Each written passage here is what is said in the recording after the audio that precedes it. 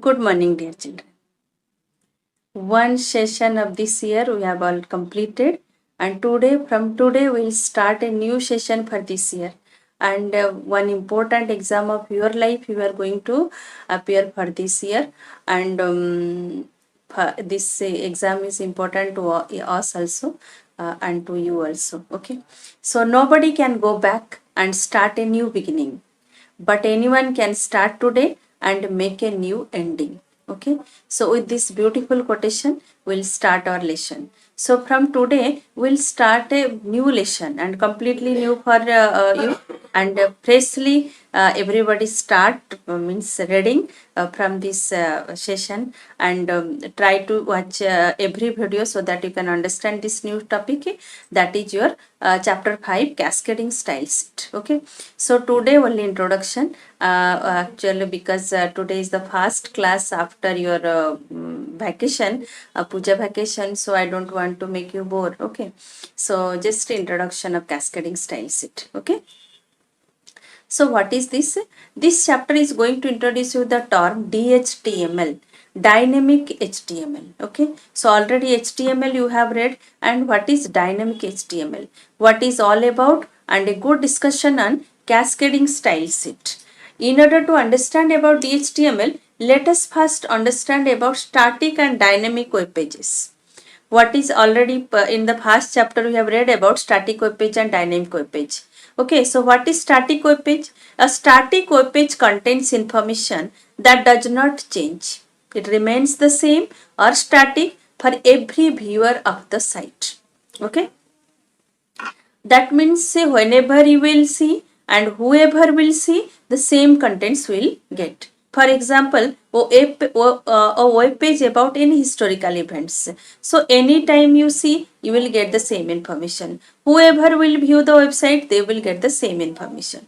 But what is a dynamic web page? A dynamic website contains information that changes depending on the viewer of the site, the time of the day, the time zone, the native language of the country, etc. That means it depends on the viewer, different factors. Okay, different factors. For example, a channel or newspaper's website, ndtv.com, indianexpress.com, your pravatcover.com, dynamic website, as they keep updating the stories, current time, information, trains, etc. That means whenever you will log in, you go for irctc.co.in, Indian Railway Reservation System. Every second you will get a new information. So that is your dynamic web pages where the contents need to be updated in every span of your time. Okay. So next one is what is DHTML. To create dynamic these web pages, means for the static web pages where the contents remain fixed, we can use HTML. Okay, and you all have made also. So using HTML you can make a static web pages, but for dynamic web pages only HTML is not sufficient. Okay, so to create dynamic web pages we need DHTML technology, that is HTML, JavaScript, CSS and DOM. DOM stands for a document object model. CSS, cascading style sheet. Okay. So a dynamic website can contain scripting to generate the changing content along with the HTML programming for the basic structure. Means HTML already we know, for the basic structure we will use HTML. Cascading style sheet for organized layout. Okay. DHTML stands for Dynamic HTML, and it is not a language or web standard. Okay, DHTML is a combination of these technologies like HTML, JavaScript, DOM document object model, and CSS cascading style sheet. These four things will combine together, then it will make one DHTML document. Okay, so dynamic HTML or DHTML is an umbrella term for a collection of technologies used together to create interactive and animated websites by using a combination of static markup language such as HTML, a client-side scripting language such as JavaScript, a presentation definition language such as CSS, and a document object model. So, as I told, these all four things, these four technologies will combine together to make DHTML, which can be used to design or to create dynamic web pages where the contents need to be updated every time. Okay. So how these four things are helpful, or how they are used in dynamic HTML. So HTML, it is the basic markup language to create web pages and render them on browsers. That all of you know. Okay, HTML marks the content up into different structural types like paragraphs, blocks, lists, images, tables, forms, comments, etc. That you know that how we can create all these things using HTML. So whatever display you are watching on the web page, dynamic web pages, that is created using this HTML. Okay, CSS, it stands for cascading style sheet. It stores a set of design principles that tells how to format and display the elements on the web pages. See, HTML has fixed. Okay, so BG color is only for use for background color. So paragraph, to start a paragraph, p tag we used, but CSS will use it stores design principle that tells how to format and display the elements on a web page. We can create our own tag to display the elements. It tells the browser how each type of element should be displayed, okay, which may vary for a different media like screen, print, or handle device. That means a user defined tags will be there, and then it tells the browser how each type of element should be displayed. Okay. So next one is your JavaScript.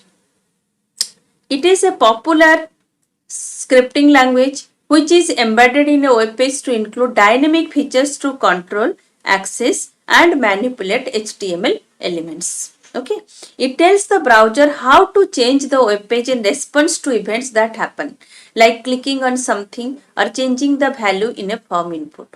Clicking on something means suppose a submit button will be there, and if you click, the data will go to the web server. Similarly, any input boxes will be there as in the form where we will provide the data from the user side, and how that data will work and give us the output or the information. That is the work of your JavaScript. So that's why we'll use JavaScript. DOM. DOM, or the document object model, is a standard object model for HTML. DOM defines the HTML elements as hierarchical model of objects along with properties and methods of HTML elements. Okay.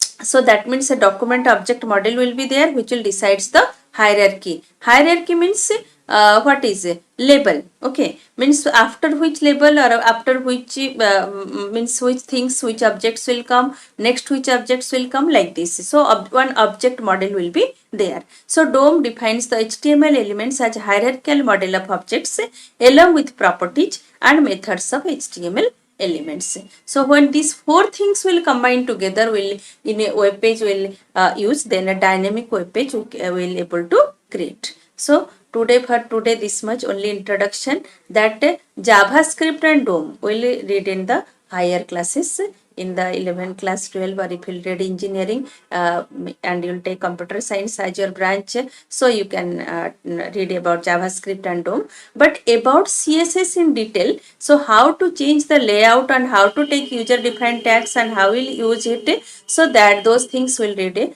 detail in the next class. So means in this CSS chapter we'll cover.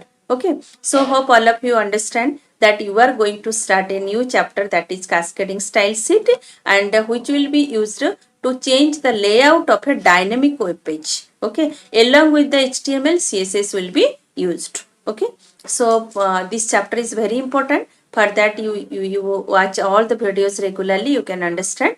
And for today this much only introduction, that these four things combine together to make four things means four technologies, that is your what is HTML, CSS, JavaScript, and document object model will combine together to make a dynamic web page. Okay, where the contents need to be updated regularly.